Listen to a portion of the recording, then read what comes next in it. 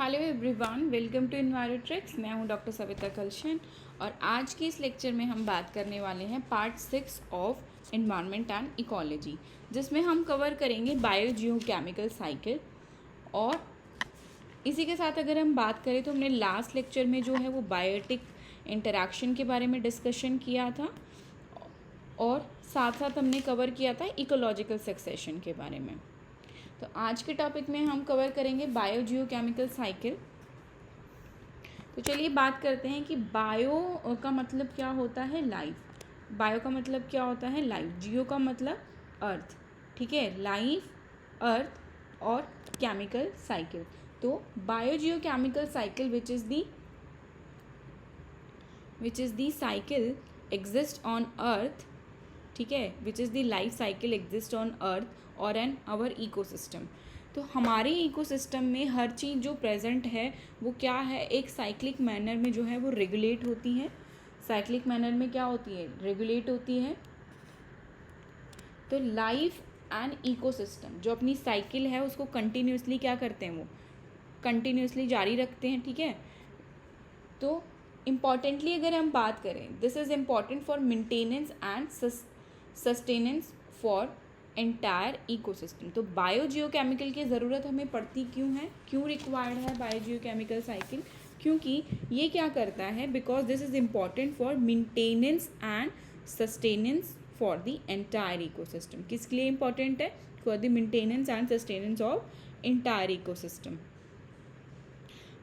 Nature से अगर हम कोई भी चीज़ ले रहे हैं, नेचर से अगर हम कोई भी चीज़ ले रहे हैं तो वो साइक्लिक मैनर में एज इट इज़ जो है आपका वापस आ जाएगा। अगर हमने कोई प्लांट खाया है और उस प्लांट को खाने के बाद हमने जो एक्सक्रीट आउट किया, वो एक्सक्रीट आउट होकर वो आपका वापस से जो है वो सॉइल में आ जाएगा। सॉइल से वो न्यूट्रिएंट बन जाएंगे, देन न्यूट्रिएंट जो है वो प्लांट अपटेक करेंगे और वापस से जो प्लांट है आप अपना साइकिल जो है वो सर्कुलेट करेंगे। तो ये इन्वायरमेंट में क्या है, एक बहुत अच्छे मैनर से सर्कुलेट होता रहता है, because due to their biogeochemical cycle. और एटमॉस्फेयर में क्या मेंटेन करके रखता है, इक्विलिब्रियम मेंटेन करके रखता है। क्या मेंटेन करके रखता है, इक्विलिब्रियम, ठीक है। तो इक्विलिब्रियम कंडीशन मेंटेन रखने के लिए हमारा बायो जियो केमिकल साइकिल जो है वो हमें एक्सप्लेन करता है। और दूसरा ये कि दूसरी एक सबसे इम्पॉर्टेंट बात कि प्राइमरी प्रिंसिपल ऑफ इकोलॉजी जो है वो यही है जो मैं आपको बता रही हूँ, ठीक है, कि नेचर में कोई चीज़ आई और वापस से जो है वो नेचर हमने कोई अपटेक किया, देन वापस से वो आपके नेचर में आ गई। तो ये साइकिल जो है वो चलती रहती है। लेकिन जब से हमने प्लास्टिक को इंट्रोड्यूस किया अपने लाइफ साइकिल में, अपने लाइफ स्टाइल में, जब से हमने प्लास्टिक को इंट्रोड्यूस किया तब से क्या प्रॉब्लम होनी स्टार्ट हो गई है, क्योंकि प्लास्टिक जो है वो इजीली डिग्रेड नहीं होता, फिर सदियाँ लग जाती हैं, जिसकी वजह से ये साइकिल जो है वो डिस्टर्ब हो गई है। तो प्लास्टिक इंट्रोडक्शन जो ह्यूमन है, ह्यूमन की एंथ्रोपोजेनिक एक्टिविटीज़ की वजह से क्या हुआ है, प्राइमरी प्रिंसिपल ऑफ इकोलॉजी जो है वो क्या हो गया है, डिस्टर्ब हो गया, ठीक है। चलो नेक्स्ट हम बात करते हैं बायोजियो केमिकल साइकिल के बारे में। मैंने बताया आपको बायो मीन्स लाइफ और जियो केमिकल्स के बीच में जो साइकिल सर्कुलेट होती है हम उसको क्या कहते हैं, बायो जियो केमिकल साइकिल। ये साइकिल जो होती है आपकी दो तरीके की होती है, गैशियस और सेडिमेंट्री। गैशियस जो एटमॉस्फेयर में ही प्रेजेंट है। अगर सपोज दैट अगर मैं कार्बन की बात करूँ तो कार्बन का कंसनट्रेशन इन दी एटमॉस्फेयर कितना है, 0.03, ठीक है, 0.03 है एटमॉस्फेयर में। और कार्बन एटमॉस्फेयर में किस फॉर्म में प्रेजेंट है, CO2 की फॉर्म में प्रेजेंट है। तो ये क्या कर रहा है, इसका रिजर्वॉयर क्या है, तो रिजर्वॉयर हमें पता होना चाहिए। जैसे गैसेस की अगर हम बात करें तो कार्बन का रिजर्वॉयर क्या है, एटमॉस्फेयर है। तो कार्बन में जो कार्बन जो एटमॉस्फेयर में प्रेजेंट है वो किस फॉर्म में प्रेजेंट है, गैशियस फॉर्म में प्रेजेंट है। नाइट्रोजन की अगर हम बात करें तो नाइट्रोजन का सोर्स भी क्या है, नाइट्रोजन का रिजर्वॉयर भी क्या है, वो भी एटमॉस्फेयर है। O2 भी जो है वो भी, उसका भी रिजर्वॉयर क्या है, आपका एटमॉस्फेयर है। वाटर जो है, वाटर वेपर जो है वो एटमॉस्फेयर में प्रेजेंट होते हैं, तो इसका रिजर्वॉयर भी क्या है, वाटर वेपर का, वाटर साइकिल का भी रिजर्वॉयर क्या है आपका, वो एटमॉस्फेयर है। तो ये क्या हुए, जो एटमॉस्फेयर में प्रेजेंट है किस फॉर्म में, गैशियस पोल्यूटेंट्स, गैशियस की फॉर्म में, ठीक है, गैस की फॉर्म में प्रेजेंट है, ठीक है। तो कार्बन, नाइट्रोजन, ऑक्सीजन और वाटर तीनों का रिजर्वॉयर क्या है आपका गैशियस है। लेकिन समहाउ कार्बन के केस में क्या होता है कि कार्बन का सेडिमेंट्री साइकिल भी है।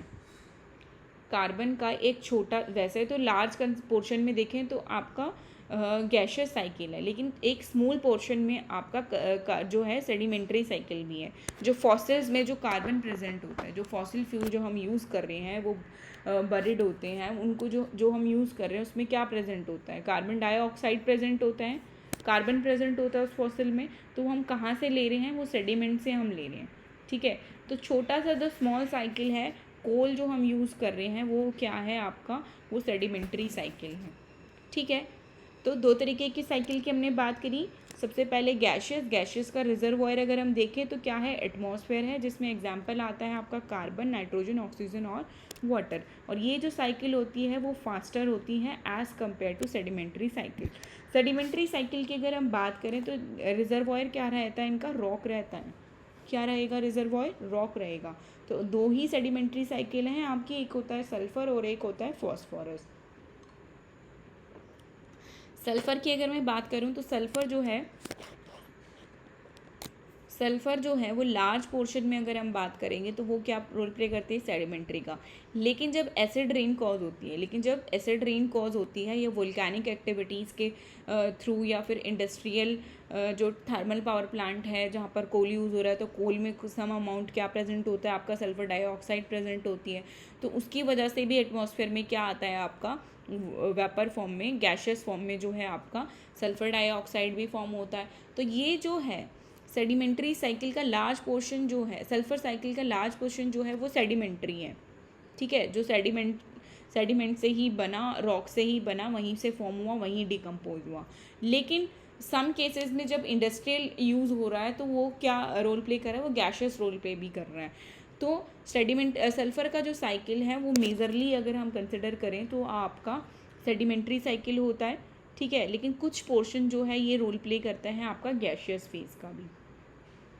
ठीक है, इसीलिए अगर आपसे क्वेश्चन में ऑप्शन देके ये पूछा जाए कि in which of the following is complete sedimentary cycle, अगर आपको ऑप्शन में सल्फर, फॉस्फोरस दोनों ऑप्शन दे रखे हैं तो आप हमेशा मार्क करोगे फॉस्फोरस को। ये यूपीएससी प्रीलिम का क्वेश्चन भी था आपका कि सेडिमेंट्री साइकिल जो है इन दोनों में से कौन सा जो है वो कंप्लीट सेडिमेंट्री साइकिल है। तो फॉस्फोरस जो है सिर्फ और सिर्फ जो आपका सेडिमेंट्स में ही देखने को मिलता है। तो ये कंप्लीट साइकिल जो फॉस्फोरस की चलती है वो सिर्फ और सिर्फ सेडिमेंट्स में चलती हैं। देन हम बात कर लेते हैं several components of biogeochemical cycle. कौन कौन से ऐसे कंपोनेंट्स हैं, कौन कौन से ऐसे पार्ट हैं इन दी बायोजियोकेमिकल साइकिल। तो सबसे पहला हमने बात की थी रिजर्वॉयर और पूल। रिजर्वॉयर की बात करेंगे तो कहाँ कहाँ से आता है ये, fossil fuel, soil, rock, vegetation. तो रिजर्वॉयर क्या क्या रहेंगे आपके, फॉसिल फ्यूल, सॉइल, रॉक और वेजिटेशन। फ्लक्स एंड पाथवेज की अगर हम बात करें तो कि कौन सा पाथवे जो है वो फॉलो करता है।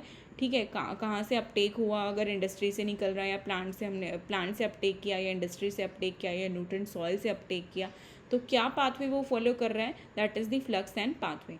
देन एक्सचेंज प्रोसेस की हम बात करें तो उसमें आपका फोटोसिंथेसिस और रेस्पिरेशन। अगर कार्बन डाइऑक्साइड की साइकिल चल रही है तो एटमॉस्फेयर में जो कार्बन डाइऑक्साइड प्रेजेंट है वो प्लांट ने कंज्यूम किया। ठीक है, और उससे क्या किया, फोटोसिंथेसिस किया। ठीक है, और फोटोसिंथेसिस के बाद जो है वो रेस्पिरेशन जो आपका क्या करेगा, वो फोटोसिंथेसिस के बाद आप वो जो है वापस से एटमॉस्फेयर में क्या ऑक्सीजन छोड़ेगा। ऑक्सीजन को अपटेक किसने किया, ह्यूमन ने अपटेक किया। तो ये क्या चल रहा है, एक साइकिल चल रहा है। ठीक है, एक्सचेंज ऑफ गैसेस का क्या चल रहा है, साइकिल चल रहा है। तो एक्सचेंज ऑफ प्रोसेस में क्या आएगा, फोटोसिंथेसिस और रेस्पिरेशन। देन बायोलॉजिकल प्रोसेसेस की हम बात करें तो फिक्सेशन ऑफ बैक्टीरिया, जैसे नाइट्रोजन साइकिल जो है, नाइट्रोजन जो एटमॉस्फेयर में पड़ा है वो अबंडेंट है, लेकिन उसको प्लांट जो है वो डायरेक्टली अपटेक नहीं कर सकते। उसके लिए किसका रिक्वायरमेंट होता है, बैक्टीरियाज का रिक्वायरमेंट होता है। तो बायोलॉजिकल प्रोसेस में आपका फिक्सेशन ऑफ बैक्टीरिया होगा। देन जियोकेमिकल प्रोसेस की अगर हम बात करें तो जैसे आपका फॉस्फोरस साइकिल है या सल्फर साइकिल है, ड्यू टू वेदरिंग इरोजन जो है वो आपका एटमॉस्फेयर रिवर में ऐड होता है। रिवर से कहाँ जाएगा आपका, रिवर में आया, रिवर के बाद ओशन में, ओशन से बाद कंटिनेंटल शेल्फ में, देन अगेन रॉक फॉर्म हो जाता है।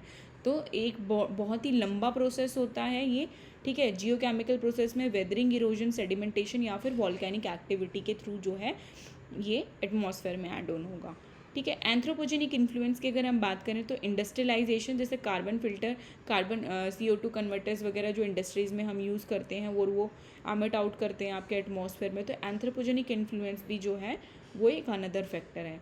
तो अगर आपको क्वेश्चन जो जिस तरीके से बायोलॉजिकल साइकिल का अगर आए तो आप पहले बात करोगे कि गैसियस और सेडिमेंट्री क्या होते हैं, क्या क्या सेवरल कंपोनेंट्स होते हैं, हर साइकिल के ये कंपोनेंट्स होंगे कि रिजर्वॉयर क्या है, फ्लग पाथवे क्या है, एक्सचेंज प्रोसेस क्या है, और बायोलॉजिकल प्रोसेस क्या है, और जियोकेमिकल प्रोसेस क्या है, या फिर एंथ्रोपोजेनिक इन्फ्लुएंस क्या है, ठीक है।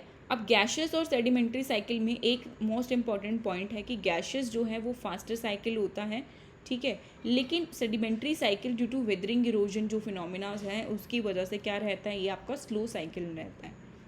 क्लियर है।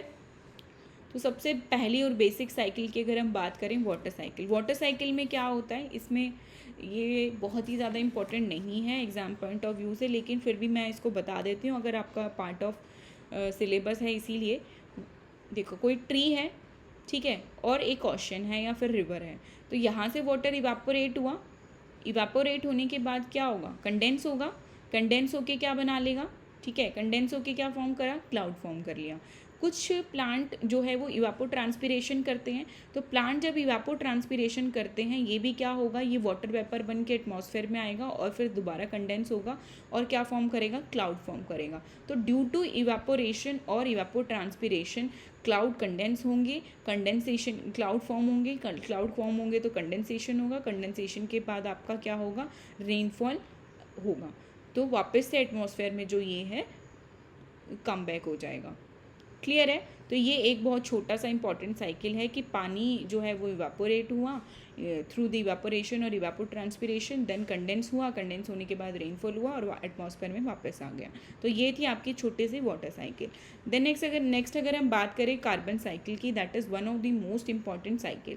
कार्बन का जो रिजर्वॉयर है, मैंने बताया कि दो रिजर्वॉयर होते हैं कार्बन के, एक होता है एटमॉस्फेयर जो अबंडेंट होता है, और फॉसिल फ्यूल की अगर हम बात करें जो आपका सॉइल में प्रेजेंट होता है। तो कार्बन साइकिल के दो रिजर्वॉयर हैं, एटमॉस्फेयर और फॉसिल फ्यूल।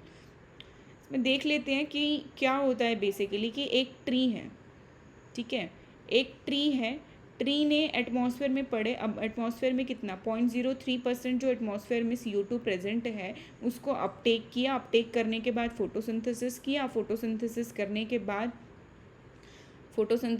के बाद क्या होगा, ये जो पर्सन है इसने जो एक्सचेंज ऑफ गैसेस हुआ इनके बीच में, इसने CO2 को एक्सेल किया था जो प्लांट ने यूटिलाइज कर लिया, या एटमॉस्फेयर में जो ओशन सरफेस है या कहीं और से जहाँ से भी एटमॉस्फेयर में CO2 प्रेजेंट था उसने, अब प्लांट ने क्या करा, अपटेक करा।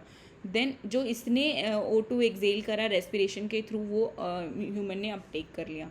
देन क्या होगा कि ये जो देन फॉसिल फ्यूल जो है वो यूज़ किया हमने थर्मल पावर प्लांट में हमने फॉसिल फ्यूल यूज़ किया, और एक्सेल के थ्रू जो CO2 एटमॉस्फेयर में आया और वापस से जो है ये आपका ट्री अपटेक करेगा। तो ये जो साइकिल है, CO2 कहाँ से, थर्मल पावर प्लांट से रिलीज़ आउट हो रहा है, आपके ह्यूमन से जनरेट हो रहा है, तो ह्यूमन से रिलीज़ आउट हो रहा है, थर्मल पावर प्लांट से रिलीज़ हो रहा है, तो ये वापस से सारा का सारा एटमॉस्फेयर में आया, देन प्लांट ने अपटेक किया, देन फोटोसिंथेसिस हुआ। तो ये साइकिल जो है, फोटोसिंथेसिस, रेस्पिरेशन, ये जो है वो चलता रहेगा। लेकिन ये जो प्लांट है ये जब गिरेगा या ख़त्म होगा तो ये डीकम्पोज होगा। जब ये डीकम्पोज होगा तो ये क्या बना लेगा, कोल बना लेगा, फॉसिल फ्यूल बना लेगा, ठीक है। ये वापस से कहाँ आ गया, एटमॉस्फेयर में आ गया, या कंबंशन प्रोसेस के थ्रू भी जो है आपका एटमॉस्फेयर में क्या आता है, कार्बन डाइऑक्साइड आता है। वेदरिंग प्रोसेसेस के थ्रू से वजह से भी क्या आपका एटमॉस्फेयर में कार्बन डाइऑक्साइड आता है। बरेल एंड सेडिमेंटेशन और वोल्केनिक एक्टिविटीज़ की वजह से भी ऐड ऑन होता है। तो फ्लो ऑफ प्रोसेस आपका क्या रहेगा, photosynthesis, respiration, decomposition, combustion, weathering, Barail sediments और वोल्केनिक एक्टिविटी, ये सारे के सारे क्या रहेंगे, आपके फ्लो ऑफ प्रोसेस रहेगा, ठीक है। तो बहुत सिंपल सा साइकिल है कि कोई ट्री था और थर्मल पावर प्लांट से CO2 एमिट आउट हुआ, किसी पर्सन ने जो है वो एक्सेल के थ्रू CO2 एमिट आउट किया, वो एटमॉस्फेयर में आया, एटमॉस्फेयर से प्लांट ने अपटेक किया, अपटेक करने के बाद फोटोसिंथेसिस किया, देन उसके बाद वो डिकम्पोज हुआ, डिकम्पोज मतलब ये प्लांट जो है वो ख़त्म हो गया एक कुछ टाइम बाद, और डिकम्पोज हुआ, डिकम्पोजिशन के बाद वो फॉसिल फ्यूल बन गया, दोबारा से जो है थर्मल पावर प्लांट जो बाहर हम उसको यूज़ करेंगे। या फिर इस प्लांट को अगर डायरेक्टली किसी ने इसको कट कर दिया, इसकी स्टेम्स और ब्रांचेस को अलग करके, और इसको क्या करा, कंबंशन प्रोसेसेस के लिए जो है वो यूज़ कर लिया, तो वापस एटमॉस्फेयर में क्या है, CO2 आ गया। तो इंक्रीज़ इन CO2 कंसेंट्रेशन जो है, जिसकी वजह से क्या होना शुरू हो गया है, आपका ग्लोबल वार्मिंग भी कॉज होने लगी है ड्यू टू एंथ्रोपोजेनिक एक्टिविटी, जो हमने इंडस्ट्रीज़ जो है हाई लेवल पर लगा ली हैं, उसकी वजह से क्या कॉज हो रहा है, आपका ग्लोबल वार्मिंग कॉज हो रहा है। और ग्लोबल वार्मिंग के लिए जो है मैंने आपको बताया था, एक शॉर्ट वीडियो में मैंने डिस्कशन किया है, इसको रोकने के लिए, इसको बैलेंस करने के लिए कौन सा प्रोटोकॉल लाया गया था, क्योटो प्रोटोकॉल लाया गया था। ठीक है, तो ग्लोबल वार्मिंग को कम करने के लिए क्योटो प्रोटोकॉल लाया गया था फॉर द डेवलप्ड कंट्रीज़। ठीक है, नेक्स्ट हम बात करते हैं, यहाँ पे कार्बन साइकिल एक बार देख लेते हैं। क्या हुआ कि रूट रेस्पिरेशन हुआ, या प्लांट रेस्पिरेशन के थ्रू, या फैक्ट्री एमिशन के थ्रू एटमॉस्फेयर में क्या आया, CO2 आया। CO2 जो है वो प्लांट ने यूटिलाइज़ किया, फोटोसिंथेसिस हुआ, देन डिके हो गया, डिकेइंग ऑर्गेनिज्म, ये ख़त्म होने के बाद जो है क्या होगा, dead organism and waste product बना, देन क्या बन गया, फॉसिल फ्यूल।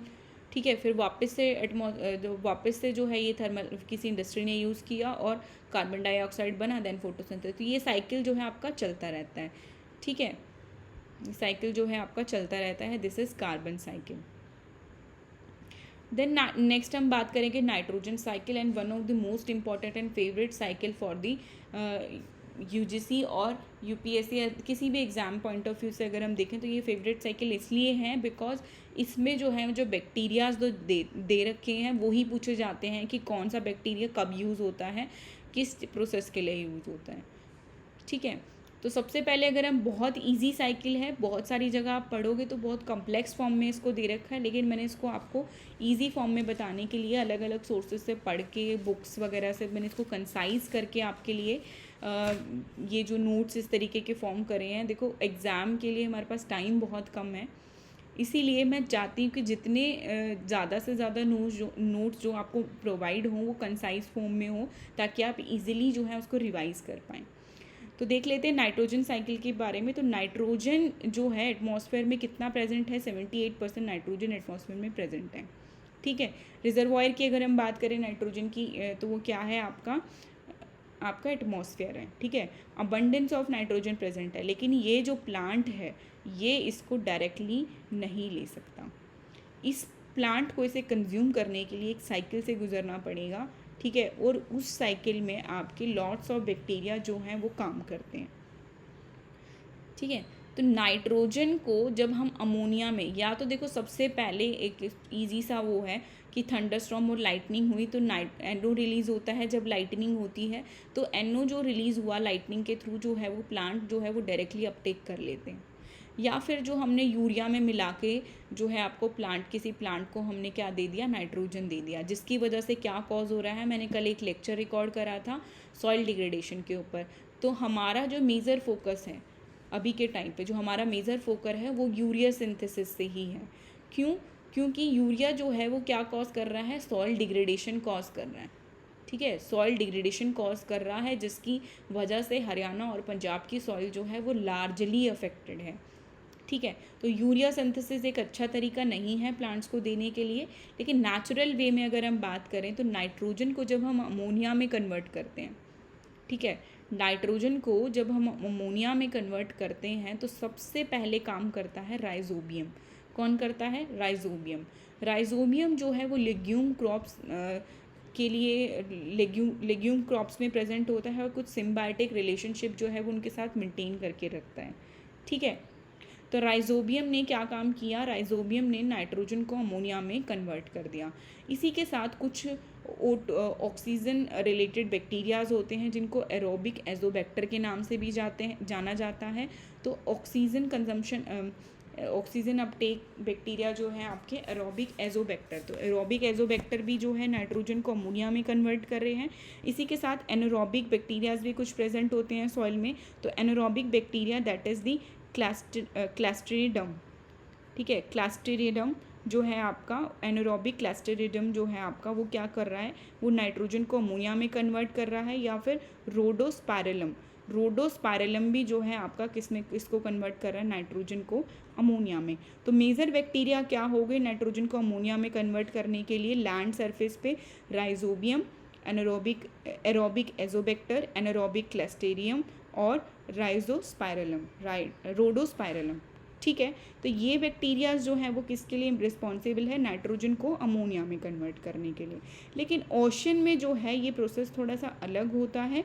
ओशन में नोस्टॉक, एनाबीना और स्पाइरुलिना 3 बैक्टीरियाज काम करते हैं। नोस्टॉक में नोस्टॉक, एनाबीना और स्पाइरुलिना जो है आपके ओशन में काम करते हैं नाइट्रोजन को अमोनिया में कन्वर्ट करने के लिए। तो आपसे 2 क्वेश्चन तो यहीं से फॉर्म हो गए कि लैंड सरफेस पे नाइट्रोजन को अमोनिया में कन्वर्ट करने के लिए जो बैक्टीरिया यूज़ करे that is the rhizobium, aerobic azotobacter, anaerobic clostridium और रोडोस्पाइरलम। ओशन की अगर हम बात करें तो नोस्टॉक, एनाबीना और स्पाइरुलिना। देन इस अमोनिया को भी नाइट्रेट में कन्वर्ट करना पड़ेगा। तो अमोनिया को जब हम नाइट्रेट में कन्वर्ट करेंगे तो हम क्या यूज़ करेंगे, नाइट्रोसोमोनाज एंड नाइट्रोकॉकस। क्या यूज़ करेंगे, नाइट्रोसोमोनाज और नाइट्रोकॉकस। 2 बैक्टीरिया का यूज़ करा, सोमोनाज और नाइट्रोकॉकस। देन नाइट्राइट से हम नाइट्रेट में कन्वर्ट करेंगे। जो नाइट्रेट फॉर्म होती है वो आपका प्लांट कंज्यूम कर पाता है। जो नाइट्रेट फॉर्म है वो प्लांट आपका कंज्यूम कर पाता है। तो नाइट्राइट से जब हमने NO2 से NO3 में कन्वर्ट करा, नाइट्रेट में कन्वर्ट करा, तो हमारा बैक्टीरिया जो रिस्पॉन्सिबल है दैट इज़ दी नाइट्रोबैक्टर। कौन सा बैक्टीरिया रिस्पॉन्सिबल है, नाइट्रोबैक्टर। और प्लांट किस फॉर्म में अपटेक करते हैं नाइट्रोजन को, नाइट्रेट की फॉर्म में, NO3 की फॉर्म में। क्लियर है। तो ये पूरी की पूरी जो साइकिल है ये क्या है आपकी नाइट्रोजन साइकिल। लेकिन जो नाइट्रेट सॉइल में आ गया, अब वो वापस से एटमॉस्फेयर में जब आएगा तो उस प्रोसेस में क्या होगा, डीनाइट्रिफिकेशन। और उसमें हम कौन सा बैक्टीरिया यूज़ करते हैं, सूडोमोनास। कौन सा बैक्टीरिया यूज़ करते हैं, सूडोमोनास। तो नाइट्रेट से नाइट्रोजन बनाने के लिए हमने क्या यूज़ किया, सूडोमोनास यूज़ किया। क्लियर है। नाइट्रोजन से अमोनिया, अमोनिया से नाइट्राइट, नाइट्राइट से नाइट्रेट। ठीक है, और प्लांट ने उसे कंज्यूम कर लिया, वापस से एटमॉस्फेयर में नाइट्रोजन आ गया with the help of Pseudomonas bacteria. Flow process क्या रहेगा, यहाँ पे नाइट्रोजन फिक्सेशन हो रहा है, एसिमिलेशन हो रहा है जो प्लांट अपटेक कर रहे हैं, अमोनिफिकेशन हो रहा है, ठीक है, और डीनाइट्रिफिकेशन हो रहा है। तो फ्लो प्रोसेस क्या है, नाइट्रोजन फिक्सेशन, एसिमिलेशन और अमोनिफिकेशन और डीनाइट्रिफिकेशन। ये छोटा सा नाइट्रोजन साइकिल है, इसको देख लेते हैं। ठीक है, बहुत अच्छे से मैंने वहाँ बता दिया है, लेकिन फिर भी एक बार देख लेते हैं कि ये प्लांट है। ठीक है, स्टार्ट कहाँ से हुआ, नाइट्रोजन फिक्सिंग बैक्टीरिया से। एटमॉस्फेयर में नाइट्रोजन पड़ा है, ठीक है, नाइट्रोजन फिक्स हुआ, नाइट्रोजन फिक्सिंग बैक्टीरिया के थ्रू अमोनिया में कन्वर्ट हुआ। अमोनिया में कन्वर्ट किसने किया, राइजोबियम ने। ठीक है, राइजोबियम के अलावा एरोबिक कौन सा बैक्टीरिया था आपका, एक सेकेंड, आपका कौन सा बैक्टीरिया था, एरोबिक एजोबैक्टर और एनारोबिक क्लस्टेरियम और राइडोस्पिरिलम। ठीक है, रोडोस्पिरिलम, एनारोबिक क्लस्टेरियम, एरोबिक एजोबैक्टर और राइजोबियम ने इसको क्या किया, फिक्स किया अमोनिया की फॉर्म में। लेकिन ओशन के केस में क्या होगा, मैंने बताया नोस्टॉक, एनाबीना और स्पाइरुलिना हमने यूज़ किया। देन नाइट्रीफाइंग बैक्टीरिया ने इसको कन्वर्ट कर दिया किसमें, NO2 में। किस में कन्वर्ट किया, NO2 में कन्वर्ट करा। ठीक है, तो NO2 में जब कन्वर्ट करा, ठीक है, NO2 में जब कन्वर्ट करा तो वो किस फॉर्म में कन्वर्ट करा, नाइट्राइट की फॉर्म में कन्वर्ट करा। तो उसके लिए कौन से बैक्टीरियाज यूज हुए, नाइट्रोसोमोनाज और नाइट्रोकॉकस। देन नेक्स्ट आपका क्या था, नाइट्रोसोमोनाज और नाइट्रोकॉकस ने किस में फिक्स किया इसको, जो जिस प्लांट जिस फॉर्म में ले पाएगा वो क्या था आपका, नाइट्रेट। ठीक है, नाइट्रेट की फॉर्म में कन्वर्ट करा किसने, नाइट्रोबैक्टर ने। ठीक है, नाइट्रोबैक्टर ने इसे कन्वर्ट करा। देन डीनाइट्रीफाइंग बैक्टीरिया ने वापस से इसको एटमॉस्फेयर में ला दिया। जो डीनाइट्रीफाइंग बैक्टीरिया वो क्या है आपका, सूडोमोनाज है।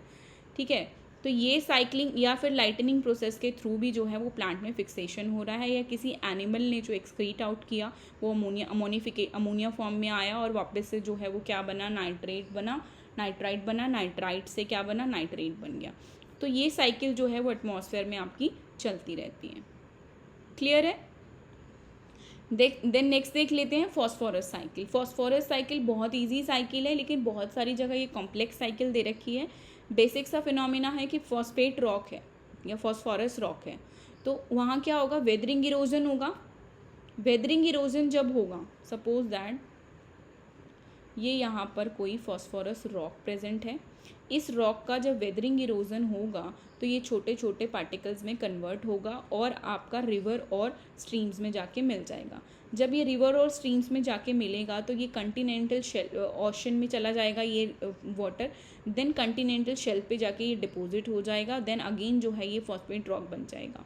ठीक है, तो ये जो साइकिल है वो बहुत लंबा और स्लो साइकिल होता है और इसमें बहुत ज़्यादा टाइम लगता है फॉर्मेशन में। तो फॉस्फेट रॉक वेदरिंग इरोजन हुआ, एंटर इनटू द रिवर और stream, then ocean, then continental shelf पे बनेगा, फॉर्म होगा, देन फॉस्फेट रॉक बन जाएगा।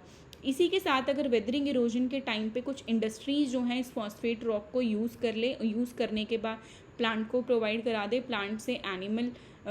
प्लांट को एनिमल ने जब खा लिया, देन एनिमल ने जब इसको कंज्यूम करा तो उसने जो भी उसका डंग निकला वो डिकम्पोज होगा और वापस से आपके कहाँ पर आ जाएगा, एटमॉस्फेयर में वापस से आ जाएगा।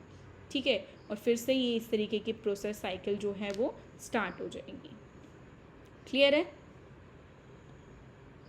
देन नेक्स्ट अगर हम बात करें सल्फर साइकिल की, sulphur cycle is also similar with the sulphur phosphate cycle.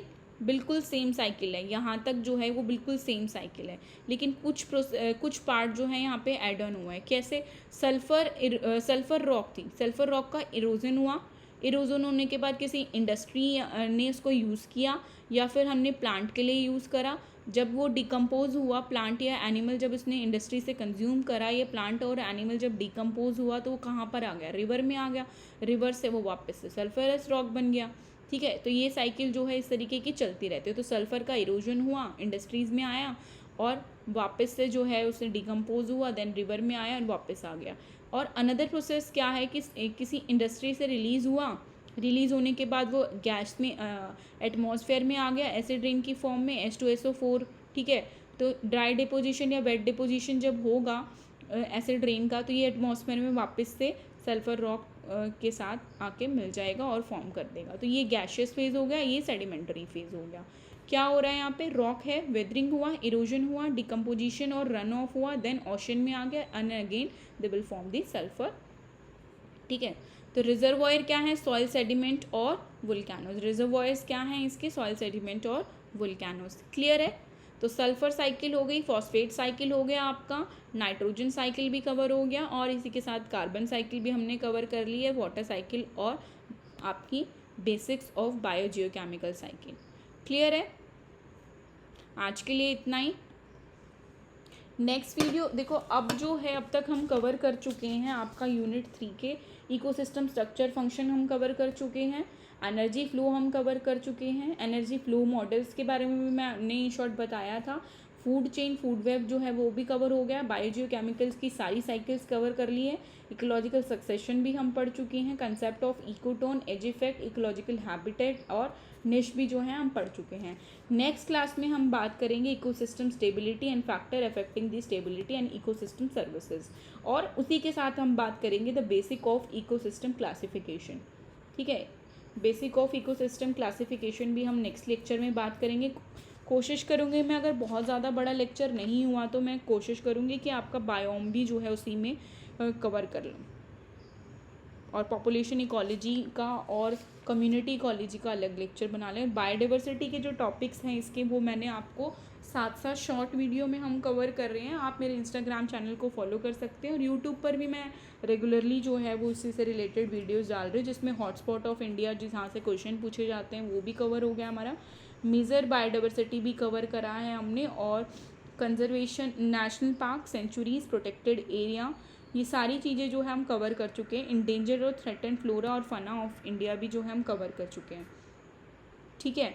तो ऑलमोस्ट जहाँ से इम्पॉर्टेंटली क्वेश्चन पूछे जाते हैं, पूछे जा सकते हैं, तो वो हमने कवर कर लिया इन्वायरमेंटल बायोलॉजी का। हार्डली 1 या 2 लेक्चर में और लगेंगे आपके, देन उसके बाद आपका कंप्लीट इन्वायरमेंटल बायोलॉजी जो है वो कवर हो जाएगी। लेकिन एक इम्पॉर्टेंट बार और बता देती हूँ कि कल से हम नेक्स्ट जो है वो PYQ स्टार्ट कर रहे हैं यूनिट 3 के लिए। तो PYQ का जो वीडियो है वो आपका 10 बजे आता है, और मॉर्निंग 6 और 7 o'clock जो है आपका थ्योरी का वीडियो जो है मैं अपलोड करती हूँ, और शॉर्ट से रिलेटेड वो जब भी मुझे टाइम लगता है इन बिटवीन मैं वो अपलोड कर देती हूँ, ठीक है। तो आज के लिए इतना ही। अगर वीडियो और इन्फॉर्मेशन पसंद आए या फिर कुछ भी ऐड ऑन चाहते हो तो प्लीज़ कमेंट बॉक्स में अपना कमेंट लिख के मुझे ज़रूर बता सकते हो। Thank you so much. Please like, comment, share and subscribe my channel. Thank you so much.